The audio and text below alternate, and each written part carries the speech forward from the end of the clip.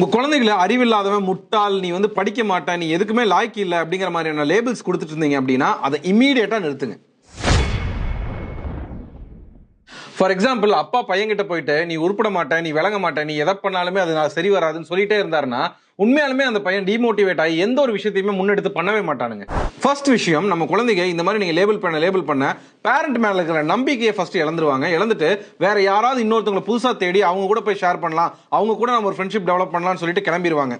ரெண்டாவது விஷயம், உங்க குழந்தைங்க முதல்ல அப்பா அம்மா கிட்ட இருந்து கிடைக்கக்கூடிய ஒரு சஃபஸ்டிகேஷன் அண்ட் ஒரு ட்ரஸ்டையே வந்து இந்த விஷயம் பிரேக் பண்ணிருச்சுன்னு சொல்லி ஃபீல் பண்ண ஆரம்பிச்சிட்டாங்கன்னா நீங்க என்ன நினைச்சீங்கனாலும் உங்ககிட்ட வரப்போறது கிடையாதுங்க.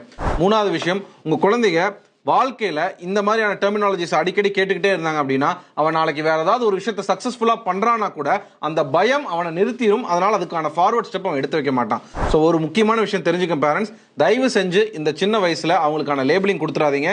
லேபிளிங் கொடுத்துட்டா அதுதான் அவங்களோட அடையாளமா மாறிடும். மறந்துடாதீங்க. தேங்க்யூ.